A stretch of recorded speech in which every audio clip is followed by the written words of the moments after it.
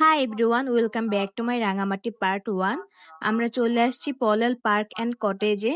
আমার দেখা সবচেয়ে সুন্দর রিসোর্ট হচ্ছে এটা। 10 থেকে 12 ঘন্টা জার্নি করার পর আমরা সোজা চলে আসি সুইমিং করার জন্য।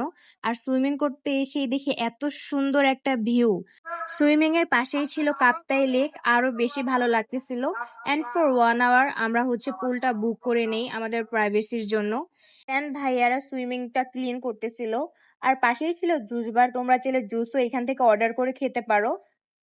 এরপর পানিতে নেমে যাই, এত আরাম লাগতেছিল আর ওয়েদারটা এত সুন্দর ছিল, একদম মিষ্টি একটা রোদ সাথে বাতাস। এত ঘন্টা একটানা জার্নির পরে সুইমিং করতে খুব রিফ্রেশ লাগতেছিল।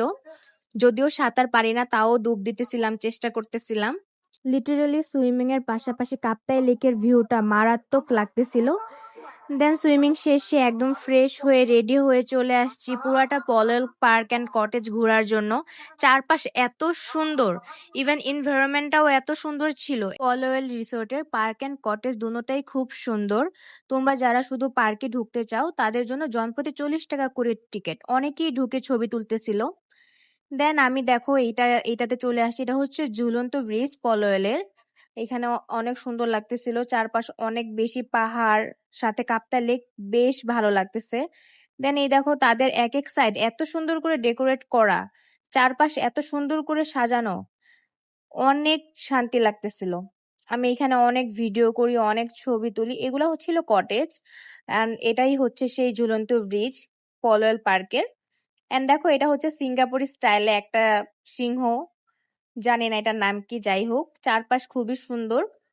আর এখানে কাপ্তাই লেকের যে সুন্দর ভিউ আর পানির স্রোত এত বেশি ছিল, এত আওয়াজ হচ্ছিল আর এত ভালো লাগতেছিল, খুবই সুন্দর।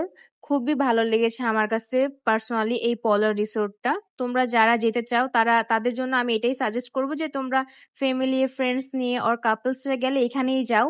ফুল টাইম তোমরা অনেক এনজয় করতে পারবো। আর এটা হচ্ছে পার্ক। এই পার্কের জন্য যারা কটেজ নেবে তাদের পে করতে হবে না, তারা যে কোনো একটা রাইড ফ্রিতেই ঢুকতে পারবে। আর যারা শুধু পার্কে প্রতি 40 টাকা করে ঢুকবে, তাদের জন্য একটা টিকিট কেটেই ঢুকতে হবে। আর এছাড়া আমি আরো ভিডিও নিই, এখানে ভিডিও আর ছবি তুললে আমি নিজেকে কন্ট্রোল করতে পারতেছিলাম না, বারবার খালি ভিডিওই নিতেছিলাম, খালি চারপাশ ক্যাপচার করতেছিলাম।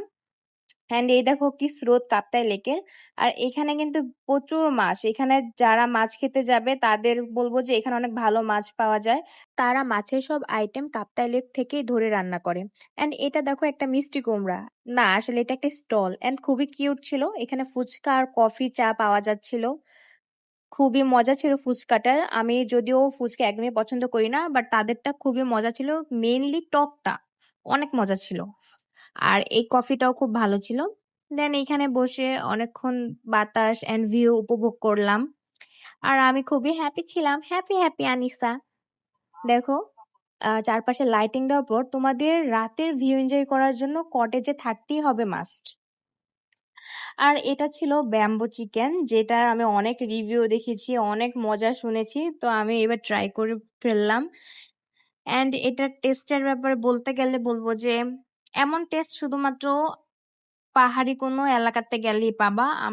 আমরা আসলে এই টেস্টের সাথে এত পরিচিত না, কিন্তু এটার যে ধনিয়া পাতার একটা স্মেল ছিল, এটা যে কি মজা ছিল, খুবই মজা ছিল, আমার কাছে ভালো লাগছে।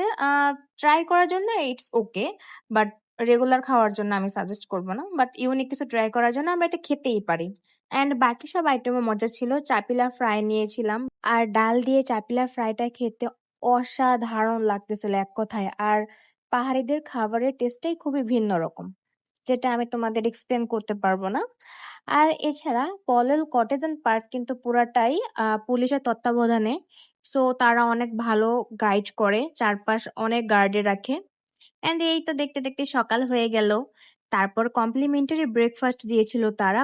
ব্রেকফাস্টটাও খুবই মজা ছিল, কিন্তু তারা একদমই স্পাইসি খায় না, সবকিছু একদম লাইট ছিল। অ্যান্ড কোনো খাবারই স্পাইসি ছিল না, মেবি তাদের মরিচে তেমন ঝাল নেই। অ্যান্ড এটা ছিল পাহাড়ি কলা, এটাও খুব মজা ছিল, মিষ্টি। আর এই পাখিগুলাকে দেখো কি যে কিউট ছিল, এদেরকে সবজি দিয়েছিলাম অ্যান্ড তারা এসে এসে খেয়ে আবার কি কিউট করে দৌড় দিচ্ছিল, এই ভিডিওর মধ্যেই দেখো কি কিউট। দেন আবারও আমি একটু ঘোরাফেরা করি। অ্যাকচুয়ালি ওই পাশটা আমার ঘোরা হয়নি। তো ওই যে এইখানে লাভ পয়েন্টে চলে যাই। এটাকে মেবি বলে লাভ লক। যদিও আমি এখানে কোনো তালা-টালা লাগাই নাই ভাই। বাট এখানে সব লাভার্সরা এসে দেখলাম যে এখানে সবাই লাভ লক করে তালা দিয়ে। আর এই সাইডের ভিউটা দেখো, এখানে তুমি বসে এনজয় করতে পারবা। অনেক রিল্যাক্সিং একটা মোমেন্ট। আমি এটা রিল্যাক্স করতেছিলাম যেহেতু একটু পর আমি চেক আউট করে অন্য একটা রিসোর্টে চলে যাব। অ্যান্ড আরেকটি বিষয় হচ্ছে, তোমরা যদি কাপ্তাই লেকে এখান থেকে ট্রলার বুক করে যাও তাহলে তোমাদের প্রাইস মেবি একটু বেশি পড়তে পারে। আমি হচ্ছে বাহির থেকে নিয়েছিলাম, দেন পুরাটা কাপ্তাই লেক ঘুরেছি। তো ওই ব্লগটা নেক্সট পার্টে তোমরা দেখতে পারবা। And thanks for watching everyone. আল্লাহ হাফেজ।